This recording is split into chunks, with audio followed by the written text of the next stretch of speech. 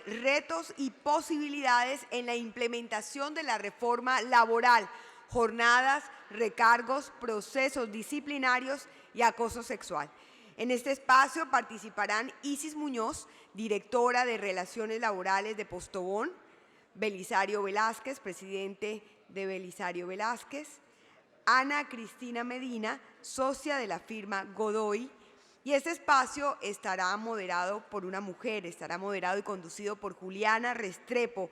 Ella es asistente de vicepresidencia jurídica de la ANDI.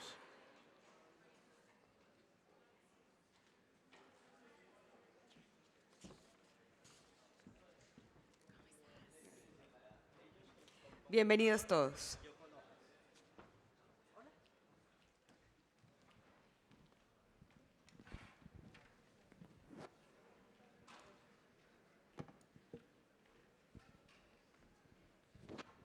Papá. Bueno, muy buenos días para todos. Les damos la bienvenida a este segundo espacio del segundo día del encuentro de laboralistas. Es muy grato ver el salón lleno hasta ahora, después de una jornada muy larga de ayer, pero me encanta darle la bienvenida a estos panelistas con tan alto nivel y que queremos hablar de un tema supremamente valioso y que ahorita nos trae aquí, y es precisamente esos retos y esas posibilidades de la implementación de la reforma laboral.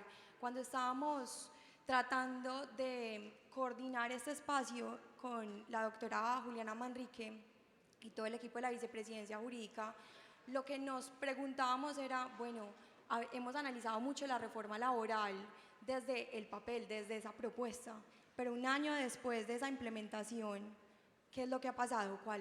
¿Qué es lo que ha pasado en nuestras organizaciones? ¿Ha sido fácil? ¿Hemos tenido retos? ¿Hay conocimiento suficiente y reglamentación suficiente para implementarla? Y por eso, antes de iniciar, me gustaría hacer una dinámica con ustedes. Tenemos el tiempo reducido, pero creo que es importante también hacer un mapeo, y me gustaría saber, y levanten la mano acá de todo el auditorio, ¿quiénes han tenido que tomar decisiones sin lineamientos completamente definidos de la reforma laboral?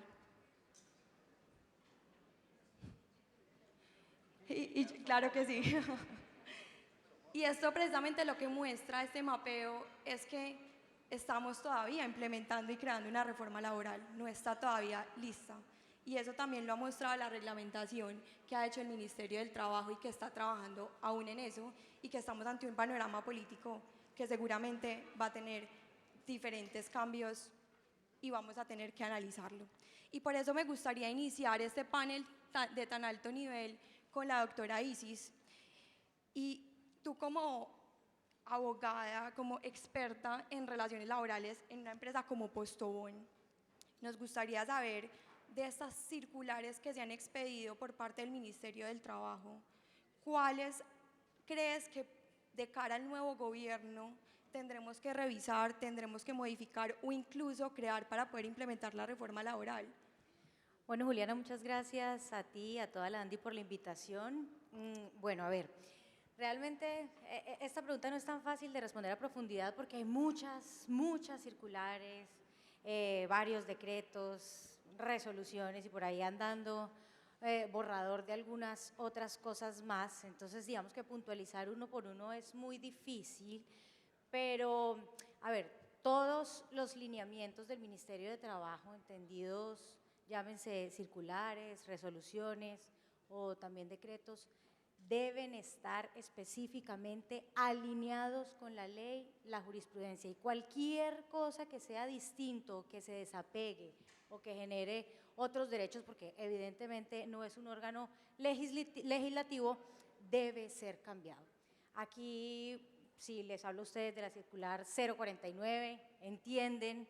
Si les hablo de la 048 en el término del alcance de la organización o de la participación de la organización sindical en el llamamiento a estar, digamos que en el proceso disciplinario, o esta 049 cuando, digamos que hemos entendido nosotros como empresa que nos coartan un poquito, o bueno, que va de pronto en contra de lo que ha dicho la Corte Suprema en la sala laboral, en tanto y en cuanto si existe una justa causa de despido, nosotros no tenemos por qué recurrir al Ministerio de Trabajo a solicitar una autorización, ¿cierto? Todas o todos estos lineamientos que van o que se desapegan a las fuentes de ley, pues habría que cambiarlos. De todas maneras, aquí yo creo que hay que hacer algo más profundo. Algún cambio, si me dijeran qué cambio haría en el Ministerio del Trabajo, de pronto, en un Ministerio de Trabajo que en los últimos años ha sido coercitivo, ha sido 100% sancionatorio, volvería tal vez por allá al año 2021, inicios, después de la hecatombe de la pandemia, a que trabajáramos un Ministerio de Trabajo mucho más preventivo. A nosotros nos hace mucha falta lo que hemos llamado la cultura del cumplimiento del ordenamiento jurídico laboral. Entonces, ¿quién más llamado o legitimado para iniciar esta cultura del cumplimiento desde lo preventivo que el Ministerio de Trabajo? Entonces, se reforzaría un poco más ese pilar preventivo, que no es ajeno a lo que tiene que hacer el Ministerio de Trabajo, obviamente es uno de sus pilares.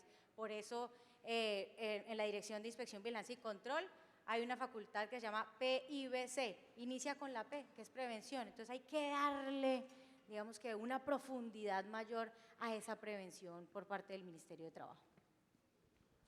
Muchas gracias, Isis. Y le quisiera también preguntar al doctor Belisario, desde esa perspectiva empresarial entonces, y pensando pues también de cara al nuevo gobierno, porque hay que tenerlo así, ya es un hecho, ¿cierto?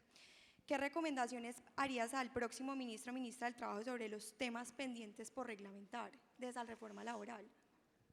Tenemos hartas cositas pendientes de reglamentar, y me vuelvo a lo que decía la doctora Isis, y hartas cositas pendientes de ajustar, que resultan, pues no sé cómo hacen para ir en contravía de la ley y de las sentencias de la Honorable Corte Suprema de Justicia, con una habilidad impresionante, y saltan de un lado para otro, sacan una resolución, se ordena la suspensión de la resolución y entonces lo vuelven proyecto de decreto. Uno dice, ¿y cómo hacen esto? Y lo están haciendo. Hecho en Colombia, nos acaba de pasar, lo estuvimos tertuliando con el señor vicepresidente de la ANDE, con el doctor Alfonso, y uno dice, pero esto es, o sea, hay adefesios grandes, y resolución suspendida, y como está suspendida no hay problema, me le monto un decreto, con los mismos argumentos, el mismo punto, coma y renglones. Entonces hay mucho que revisar desde lo que está construido y de lo que está pendiente por ejecutarse. Y no pueden olvidar algo que es el eje, y es que necesitamos empresas productivas, necesitamos empresas rentables, necesitamos empresas sostenibles, y no se vuelve ni rentable ni sostenible cuando le dicen a uno, es que usted si tiene un sindicato tiene que tramitar permisos y autorizaciones. ¿De dónde? ¿Quién se inventó eso? Pues la ley no lo pide, pero ellos sí lo están pidiendo.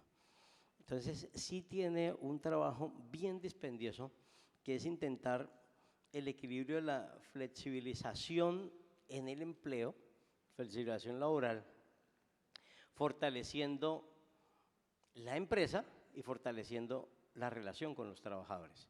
Y obviamente hay que fortalecer al trabajador. La parte más importante de la empresa no son las máquinas ni los equipos, es la gente. Pero la gente, si lo hacemos de forma razonable, de forma ponderada, podemos tenerlos, yo decía ayer en una entrevista en La República, pueden ser felices, la gente puede ser feliz, es fácil. Y mi ejemplo era breve y es, ¿para qué perturban al trabajador? Y ahí me pongo para el lado del trabajador. Cuando está jugando la selección Colombia y quieren que esté proyectando, no sé, una apelación, una resolución, una asesoría, un concepto, una auditoría, hombre, dele las 2 horas libres y déjelo que vaya a mirar el partido, póngale un televisor y que mire el partido. La vida es muy fácil. Entonces el trabajador se pone los audífonos, coloca la pantalla de su computadora y debajo pone el teléfono para ver el partido. De la vida real es eso. Tengan certeza que es de la vida real. péguese un viajecito por ahí cerca de los trabajadores cuando esté jugando la Selección Colombia. Ve, si ya sabemos que eso pasa, ¿para qué le generamos estrés al pobre trabajador? Él, como ustedes, quiere ver el partido. Generémosle bienestar a la gente. Entonces, cuando hablo que debemos buscar el equilibrio entre empresa y trabajadores, no es otra cosa que buscar y buscar, darle bienestar al trabajador. Y darle bienestar al trabajador no es Belisario se volvió pro sindicatos ni nada parecido. Uno le puede generar bienestar a la gente sin necesidad de montar sindicatos. Uno le puede dar bienestar al trabajador con pequeñas cosas, esas pequeñas cosas, ajustando bien la jornada, que ahora hablaremos de la jornada, que sea materialmente bien estructurada y no formalmente bien hecha. Entonces, cuando pensamos en qué hay que hacer para este ministerio, tenemos mucho por hacer.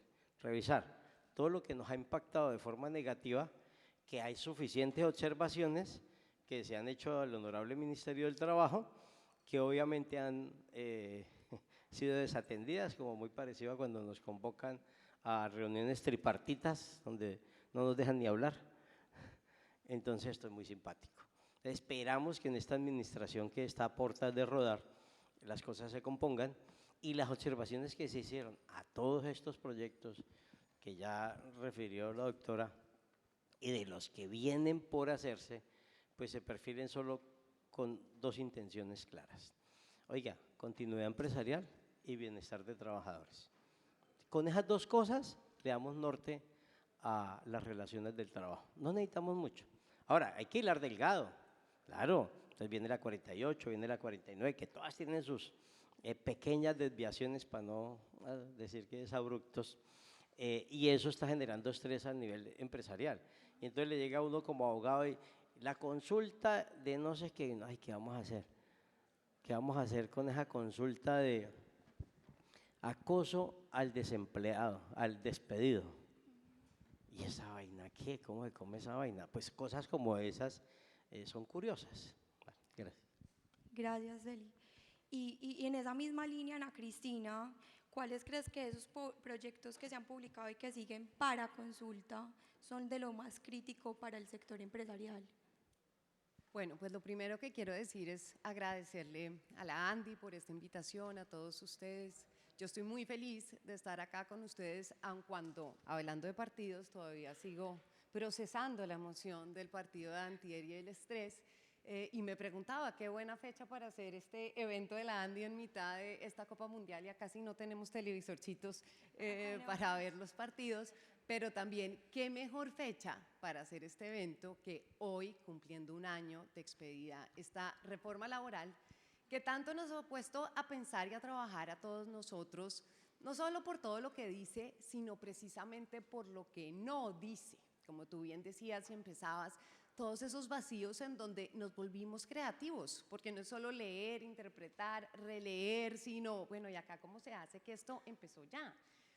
Entonces, creíamos que íbamos a tener un ministerio que iba a cumplir en este primer año con esos mandatos de regular estos temas como la cuota de discapacidad, cómo lo voy a registrar, qué excepciones puedo tener, qué pasa inclusive si no puedo. Ayer teníamos una charla muy interesante y muy bonita de cómo cumplir con la cuota, esos canales, pero en la práctica yo sé que muchos de ustedes han visto que no es tan fácil. Entonces, ¿qué pasa si no? Eso todavía está en veremos. Temas como el de las mascotas, de necesito apoyo emocional de las mascotas, ¿cómo las puedo llevar? Y yo digo, bueno, ahí también toca pensar porque puede que yo necesite mi perro como apoyo emocional, pero que a ti te afecte tu salud mental y emocional mi perro. Entonces, creo que el ministerio se puso más a decir cosas que no le mandaron a decir, muy en línea con los objetivos del gobierno, y hemos visto pues los decretos que hemos visto, sabemos que están muy a punto de salir y puede que pase antes de despedida, todo lo que tiene que ver con pactos, tribunales, esos objetivos que todavía salieron. Entonces, crítico creo que empezar a ordenar la casa. Por otro lado, también está el jornal agropecuario, cómo generar afiliación a seguridad social en todo el tema de plataformas, pero creo que crítico esas obligaciones como la discapacidad, que tenemos que tener un poco más de luces de la cuota de discapacidad. Muchas gracias, Ana Cristina. Y siguiendo esa línea de los temas más críticos para el tema de implementación y en donde más se ha expedido regulaciones, es el tema de jornada. Incluso hemos visto circulares que luego el mismo ministerio contradice con conceptos. Entonces no sabemos cómo aplicar ni la jornada, ni cuánto vale la hora ordinaria, ni los recargos. Es un tema supremamente complejo y por eso, Isis, yo te quería preguntar cómo, por lo menos desde Postobón, tu experiencia, cómo han logrado implementar esa reducción de jornada, todo el tema de recargos y demás. Bueno, el reto era grande, ¿no? Nosotros nos planteamos inicialmente en el año 2023 un aumento de valor de hora hombre de 12.5%, entonces de ahí aterrizábamos un reto bastante grande. Lo primero que hicimos fue crear una célula interdisciplinaria. Si no lo han hecho ustedes, háganlo ya, porque es que 10 abogados juntos en una mesa no vamos a lograr absolutamente nada. Entonces, llamemos a los ingenieros organizacionales, llamamos a los ingenieros administrativos, nos dimos un toque de realidad también, porque entonces la operación tiene que estar conectada con el centro de trabajo. Hicimos esta célula interdisciplinaria y entonces nos dimos cuenta cuál era nuestro problema. El problema de Postobón radicaba en que éramos absolutamente dependientes de todo este trabajo suplementario. Entonces dijimos, bueno, 12.5% de valor adicional en hora hombre, esto por supuesto en recargos va a ser muchísimo más costoso. ¿Qué vamos a hacer? Entonces empezamos a planear desde el año 2023 el ajuste en la producción y el ajuste logístico de cara a las 42 horas. Entonces, no al revés. Entonces, no dejamos que llegara las 42 horas en el año 2026, 15 de julio, sino que empezamos a hacer todos nuestros planes de producción y logísticos con esa hora. Así logramos los 2 primeros años llevar la reducción de jornada a costo cero. Es impresionante y fue un trabajo con disciplina operativa, porque eso no es magia, eso es pura disciplina operativa, bastante grande. Es cambiarle ese chip a los jefes logísticos, a los jefes de producción, a los jefes comerciales, en que adecúen y planifiquen y moderen, digamos, el trabajo de sus trabajadores ajustado a ese horario. Fue muy importante para nosotros la creación de un modelo que le llamamos 5x2. Acuérdense que si ven el artículo 161 a nosotros nos da, digamos, un brochazo muy general de la jornada máxima legal. El 164 nos permite condensar en 5 días a la semana esa jornada, adicionando 2 horas diarias de más sin que eso signifique trabajo suplementario. Eso para nosotros fue súper importante porque en realidad nos llevó a un ahorro significativo. Lo llamamos entonces 5x2. Fue muy interesante. En la línea 7x24, trabajo 24/7, que sé que también tienen todos ustedes, puede sonar contraintuitivo, pero lo hicimos. Valoramos qué nos costaba más, si el trabajo suplementario y los recargos nocturnos, dominicales o festivos, o las cuadrillas adicionales. Nos salía mucho más económico la cuadrilla adicional. Entonces, en la línea 7x24 lo que hicimos fue introducir ese modelo de cuadrilla adicional. Para las otras operaciones, el modelo 5x2 también nos ayudó muchísimo, y también pensar en que no solamente estamos trabajando sobre el esquema de jornada máxima legal, sino que el Código Sustantivo de Trabajo también nos permite otros turnos, otras modalidades de trabajo, los turnos sucesivos, máximo 36 horas, ustedes también lo conocen. La idea, digamos, que quiero contarles, o de pronto algo que quiero que se lleven es, no necesariamente contratando más y trabajando más horas vamos a lograr eficiencias, sino que reorganicemos lo que ya tenemos para que la eficiencia sea la herramienta de contrarrestar los costos laborales que definitivamente han sido bastante importantes en estos años. Entonces, modelo 7x24, cuadrillas adicionales, modelo 5x2, con jornadas de 2 horas diarias sin que eso sea trabajo suplementario, y lo más importante es ajustar sus modelos de producción y logísticos a las horas, 42 horas a partir del 15 de julio y no al revés.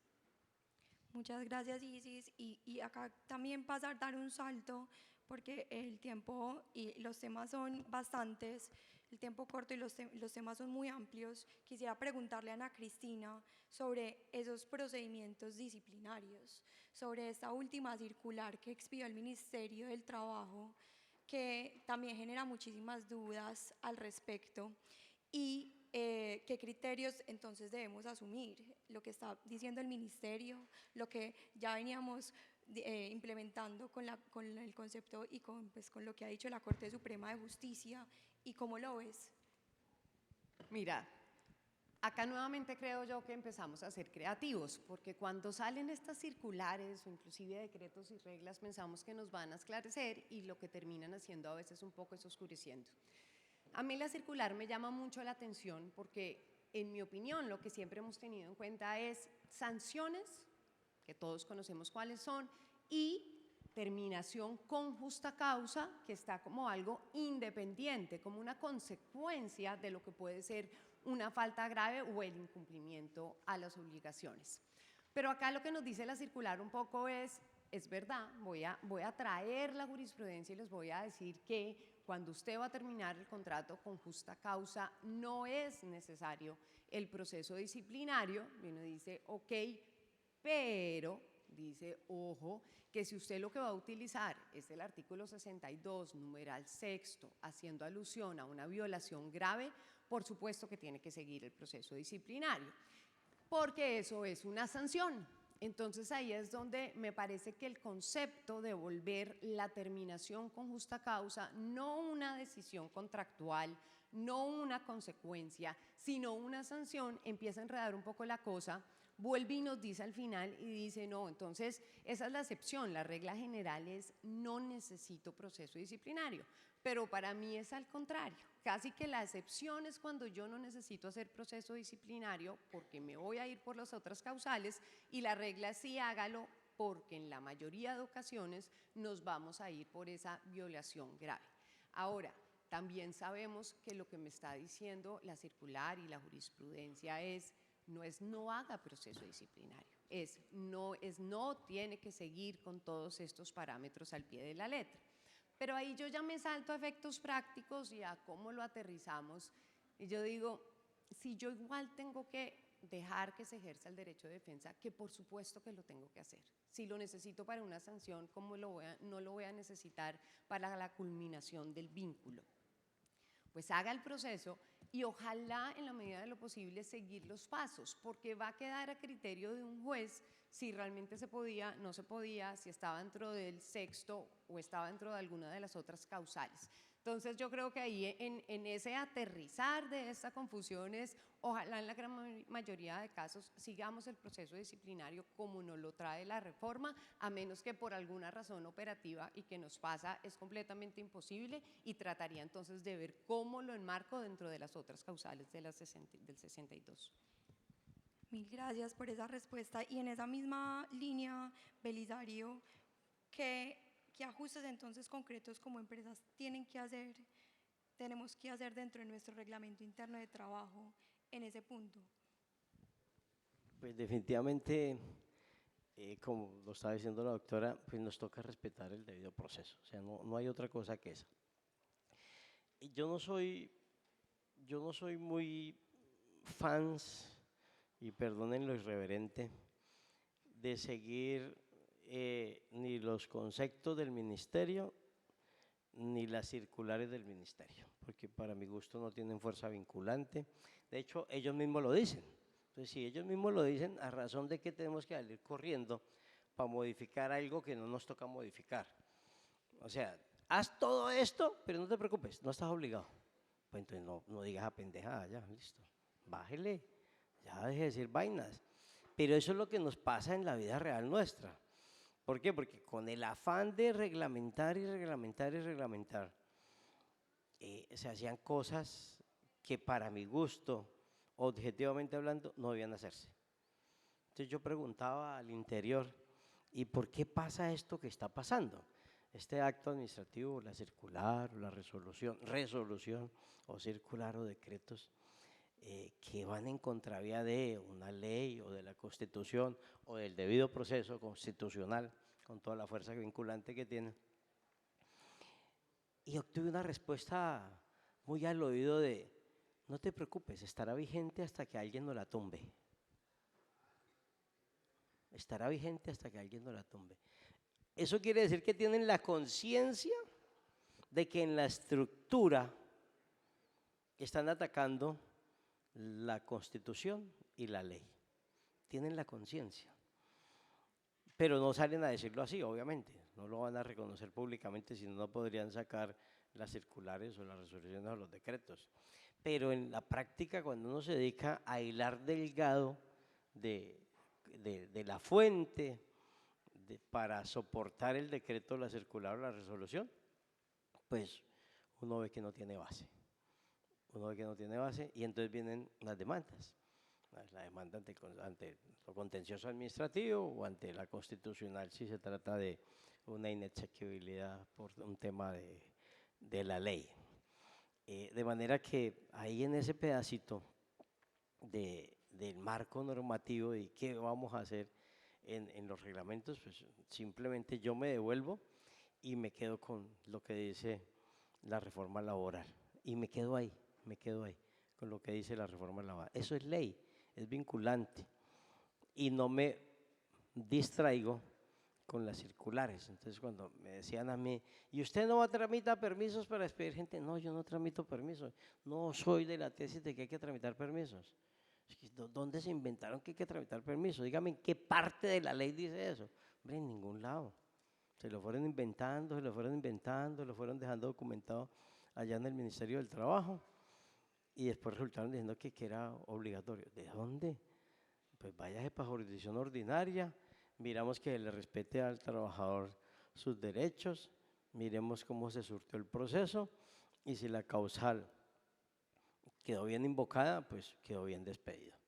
Esa es mi conclusión. Por tanto, yo ahí no me distraería en otras cosas que en el cumplimiento de la reforma laboral, nada más que eso. Nos metemos ahí en la reforma laboral. Entonces, ¿qué decía la reforma laboral? Lo que diga la reforma laboral y nos quedamos ahí. Ahora, tiene cosas que nos van a ir generando situaciones que hay que analizar, lo que decía la doctora Isis ahorita con el tema de la jornada del trabajo, el recargo de las horas, la discapacidad, y todo esto viene corriendo ya porque hoy es 25, bien nos referías ahora, estamos de cumpleaños. Y estamos de cumpleaños, es que debo estresarlos. El 25, hoy, empieza a ser obligatorio tener la cuota de discapacidad cumplida. ¿Cuánto la cumplen hoy? No me preocupe, yo tampoco, yo la bajo. No, yo bajo la mano, yo no la cumplo. Yo no la cumplo. No es que no veo una mano arriba, ninguno de nosotros la cumple. Ahora, ¿cuántas multas vamos a tener? No sé, yo estoy preocupado.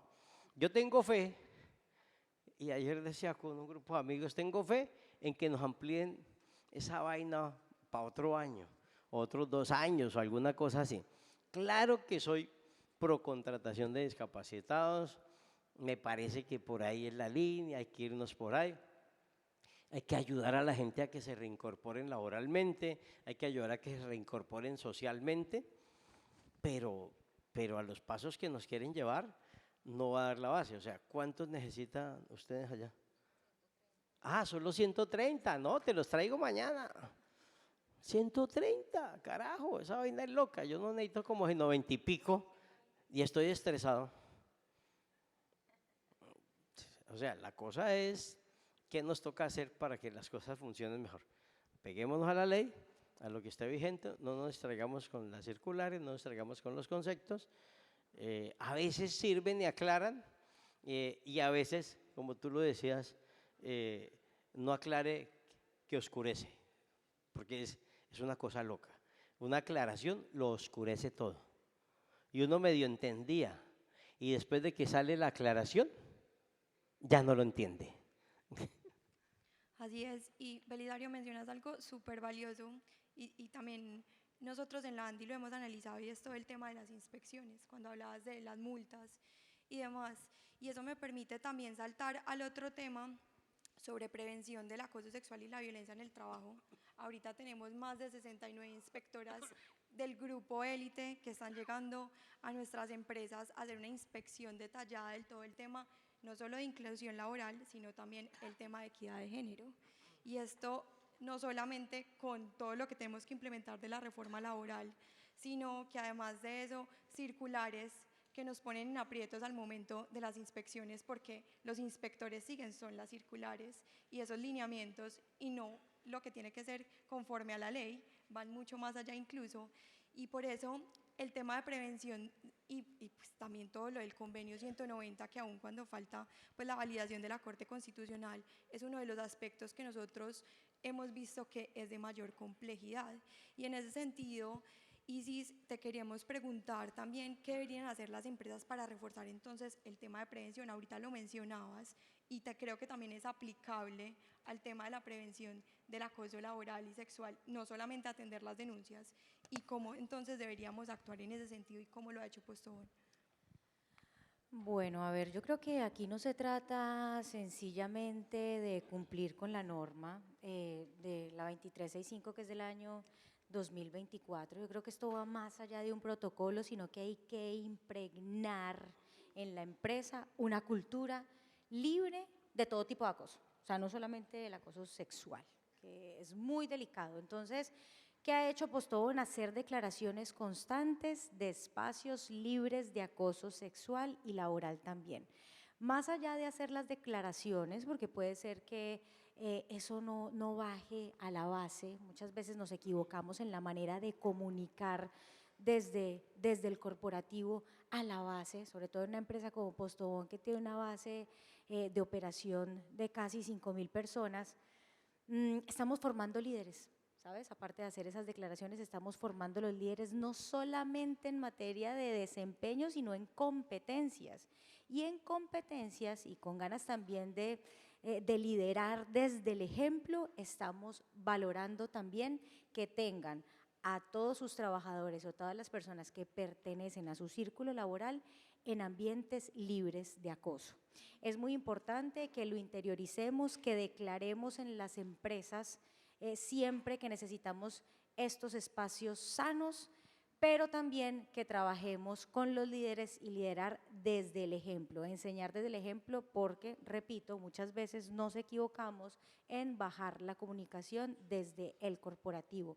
También es muy importante que se establezcan canales claros, canales distintos. Nosotros veníamos trabajando con un tercero en materia de línea de transparencia y sobre ese tercero entonces abrimos un canal específico para estas denuncias por acoso sexual, y es muy importante porque también nos generan informes que son aislados de todo lo que tiene que ver con el acoso laboral, obviamente que tiene un tratamiento muy distinto.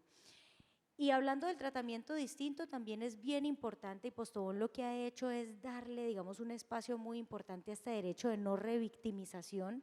También es súper importante porque es la víctima quien elige cómo debe ser manejado su caso, si desde recursos humanos, dirección de relaciones laborales, o si desea este careo, como lo hemos llamado nosotros, en el comité de convivencia laboral. Entonces es bien importante también que desde ahí la víctima, la posible víctima, presunta víctima, pueda hacer esa elección y tenga, digamos, su derecho a la confidencialidad muy bien resguardado, porque esto no se trata de protocolo, sino que también se trata de estructura. Ese tema de la confidencialidad se trata de estructura. Bien, entonces declaremos, formemos líderes y protejamos la presunta víctima para que también jalone a estas otras personas que no han querido hablar por miedo, por angustia de que sus nombres sean revelados y que vaya a haber cualquier tipo de represalia. Y con todas las buenas prácticas que nos cuentas, Isis, me gustaría preguntarle a Ana Cristina, porque lo que hemos visto también con el tema de prevención de acoso y violencia en el mundo del trabajo es que tenemos la Ley 2365 del 2024, tenemos convenio 190, reforma laboral, y incluso se están en proyecto 2 resoluciones solamente en este tema que también son confusas. Entonces, te queríamos preguntar también, ¿cuáles son sus principales obligaciones? ¿Qué diferencias tienen? Y cómo articular toda esta normativa actual e incluso proyectos de norma actual frente a este punto? Sí, de hecho, entre los pendientes que tiene el Ministerio de la reforma actual está esa política pública que dice la reforma tiene que realizar el Ministerio. Ahora, frente a estas obligaciones, yo creo que Isis hizo un recuento muy bien de cuál es su cumplimiento. Yo creo que todo empieza por la prevención del acoso, lo que tiene que ver con la sensibilización, la capacitación, el ejemplo que muy bien decía Isis. Y después ya viene con cómo lo corrijo yo si pasa, cómo recibo yo la queja, cuál es esa ruta de acción que debe tener, que de hecho en ese borrador está un organismo interno que nos aclara un poco cómo debe ser ese protocolo y a quién le llega, pero en mi opinión un poco difícil también va a ser generar ese organismo interno. Nos habla, por ejemplo, de empresas de menos de 20 trabajadores con un comité de 2, uno del área legal y otro de talento humano. Yo no sé cuántas empresas de menos de 20 tienen estas dos áreas, área legal y de talento. Entonces, ahí es, inclusive con menos de 20 ni área de talento muchas veces tienen. Entonces, ahí vamos a encontrar otros retos, pero bueno, debemos definir esa ruta de acción, debemos darle información a la presunta víctima sobre su posibilidad de denunciar, sobre si necesita ser relocalizada. Pero a mí también me hacías una pregunta ahorita en la preparación y es, ¿cuál es el mayor error que cometen las empresas en este procedimiento? Pues yo diría que el mayor error siempre sería ignorar. Pero en realidad, por lo menos con las empresas que trabajamos, queridos clientes muy juiciosos, el error no es no hacer nada porque normalmente se sale a hacer. El error puede llegar a ser el prejuzgar y es el asumir que simplemente porque hay una afirmación, esta ya es real. Y eso nos está pasando porque este tema es supremamente sensible. Y alguien me decía, no, pues es que usted como mujer, o sea, qué bueno que sea abogada mujer porque ya va a saber que es que si la mujer lo dijo es cierto. Sí, soy mujer, me parece supremamente sensible este tema y creo que hay que tratarlo con todo el cuidado de la investigación. Y tengo una hija, pero también tengo 2 hijos. Y quiero que no porque una mujer llegue y haga una afirmación de un acoso, necesariamente se asuma que esto es real y se tomen decisiones de consecuencias que van a impactar la vida y la familia sin haber entrado a hacer una investigación. ¿Cuál es la dificultad? El tema de cómo se hace la investigación cuando la misma mujer está diciendo no me revictimice, yo no quiero que usted investigue, yo no quiero que usted utilice lo que le acabo de decir, le acabo de soltar una bomba con todo esto, pero no haga nada.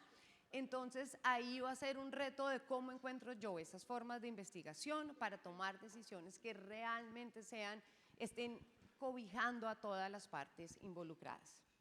Gracias, Ana Cristina. Y ya como el tiempo nos dice que nos faltan 2 minuticos, quisiera terminar con Belisario y puntualmente hablar sobre inspección laboral.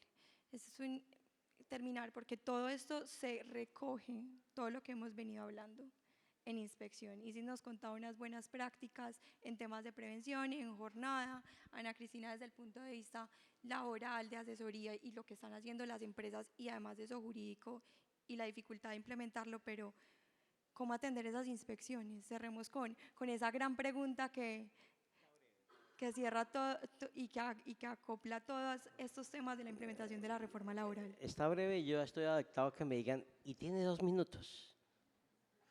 Siempre ese tema es el maltrato a los negros. Qué discriminación, cara. Mentiras. Yo en inspección he dicho que las empresas, para mi gusto, y es solo mi afirmación calumniosa, producto de hijo de 1000 años de experiencia ya, porque soy un cucho ya pensionado, entonces es sencillo. Oiga, ¿usted tiene un protocolo para atender las inspecciones? Tenga un protocolo, monte un protocolo, es lo mínimo que debe tener. En el protocolo, montele objeto, alcance, objetivos específicos, objetivos generales, o sea, estructure su procedimiento para atender inspección. Pero también móntese una autoevaluación, o sea, hágase su autoauditoría, que puede ser de primera parte, segunda, tercera, o un simulacro de cómo sería la visita del señor inspector. Hay unos inspectores más ácidos o hay otros inspectores menos ácidos. Entonces, ¿qué es lo que tenemos que hacer? Pues dramatizar la cosa, poner un grupo o un área que nos haga la auditoría, tener observaciones, se generan recomendaciones y le vamos dando norte. ¿Qué es lo que vamos a auditar? Pues lo que trae la reforma, las obligaciones que tenemos, las políticas que nos toca tener, que ahorita tenemos un costalado de políticas que nos han puesto, por todos nos dicen, y monte una política. Por ejemplo, nos toca tener política psicosocial. ¿Quién la tiene? No me preocupe, poquitos. Porque está por ahí escondido, política psicosocial, y es auditable y correspondería en auditoría de sistemas de gestión a una no conformidad mayor por violación de la norma, y en el ministerio correspondería a una potencialidad sanción por no cumplir con la obligación que nos toca. Entonces tenemos, pero políticas de forma impresionante.